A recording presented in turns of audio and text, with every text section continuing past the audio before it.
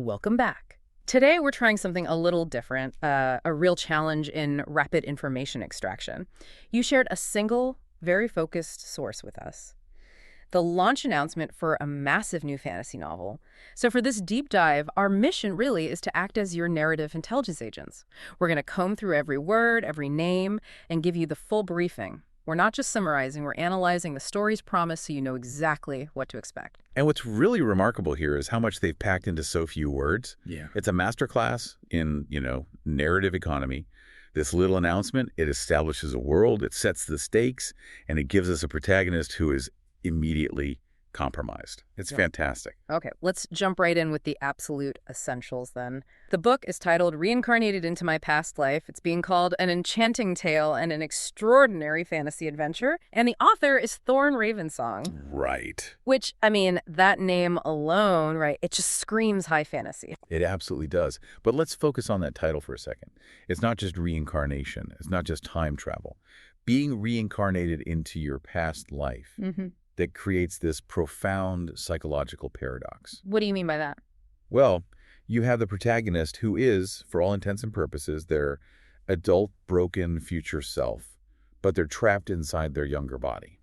Okay. So that's the core tension right there. Exactly. They have all the knowledge, all the scars of what's to come, but they're forced to live in a world, in a version of themselves that hasn't gone through that trauma yet. Precisely. And it introduces a massive internal conflict. Yeah. How do you stop a disaster from happening without, completely shattering the reality of your younger self? A high-stakes surgical intervention into fate itself. That's a great way to put it.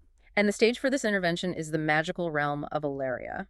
Our main character, the one carrying this huge burden, is a 17-year-old named Kai. And that age, 17, is so strategic in fantasy. It's that age of liminality. You're right on the edge of adulthood. A 17-year-old often represents raw, untapped power.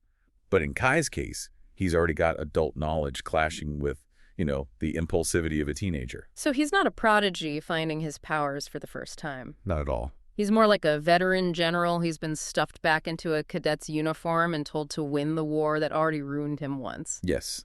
The mental dissonance alone must be incredible. His adult mind knows the cost of failure, but his physical self is still developing. That gap is where all the drama is going to come from. It forces him to rely on more than just knowledge. Right. Let's talk about that, about his main motivation. The story is driven by his quest to prevent a betrayal that altered the course of his life forever. That phrase, altered the course of his life, that's the anchor of the whole story. Yeah. If a betrayal was so huge that it defined his entire life and forced this crazy return to the past, we're not talking about a small mistake. No, this had to be catastrophic. Maybe from someone he trusted completely. Almost certainly. It probably involved a huge loss of power, or maybe the destruction of something vital to Elaria itself. Which raises a really interesting question, doesn't it? If Kai knows who did it, and when, and how, doesn't that make it too easy? You'd think so, but that's where his knowledge probably becomes a liability. A liability? How? Well, if he tries to change things, he veers off the path he knows. Suddenly, he's in uncharted territory. Maybe trying to prevent the betrayal just makes him predictable to the betrayer.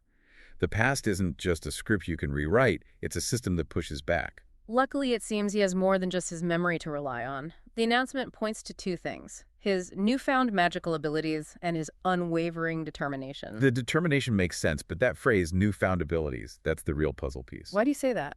Because if he's his past self, you expect him to have his past self skills, right? Or maybe his future skills somehow. But newfound implies the act of reincarnation itself gave him a completely different, maybe even alien, magical power set. Why would the magic system do that? It could be a kind of failsafe. Maybe his original skills were flawed. Maybe they even led directly to the betrayal. So this is like a corrective measure. Or maybe the time travel itself contaminated him, infused him with some kind of temporal magic powers related to fate, something totally outside the normal rules of Elaria. Which means his future knowledge isn't a perfect match for his current abilities. He has to constantly improvise. Exactly. So he's got this new power, he has the determination from his past trauma, and it all centers on one specific object. Kai has to reclaim the cursed amulet of Tenebris. And giving us a specific cursed artifact is it's great narrative shorthand. It makes the abstract idea of betrayal concrete. But let's look at that name, Tenebris. It's Latin for darkness, shadow, gleam. So by calling the Amulet of Tenebris also cursed, the author's telling us this thing is fundamentally evil. It's not just powerful, it's an object of pure, focused darkness. So the betrayal was probably about failing to protect it, or maybe the betrayer used it against him. Highly likely. And there's urgency, too. He has to get it before it is seized by dark forces. And just like that, his personal mission becomes a fight for the entire world. It is. The dark forces are the external threat that makes the stakes existential, not just emotional for Kai. It sounds like a race against time and also against a timeline he already knows. The announcement promises we'll be navigating the perils of his past life. That suggests the danger isn't just new monsters. No, the real peril is the people, the friends he once trusted.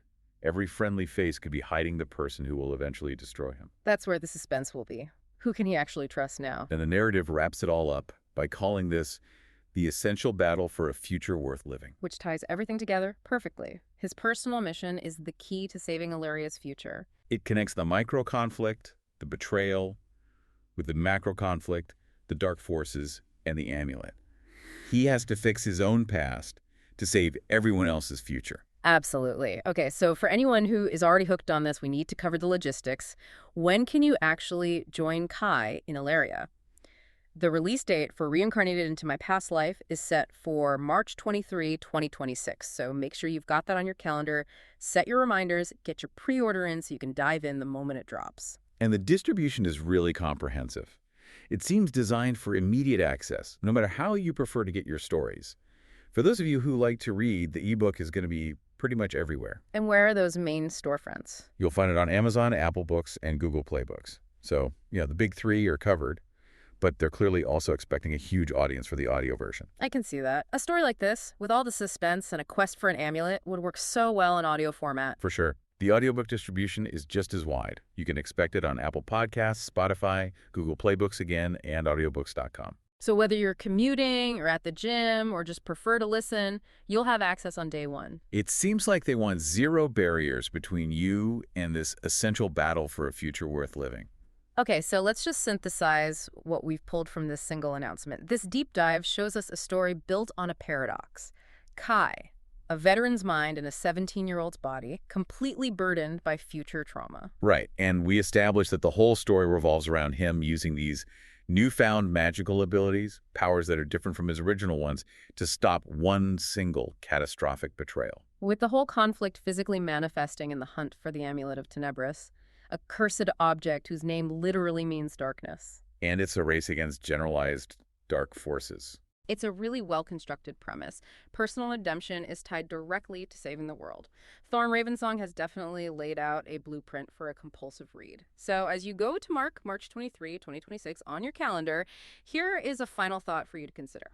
Given that Kai is trying to fix his past and the very tool he needs, his adult knowledge, is a direct result of the pain from the original betrayal, if he actually succeeds, if he stops the betrayal from ever happening, will the person he saves, his younger self, be the same person who knew what he was fighting for? Does fixing the past risk erasing the very wisdom that he gained from the future?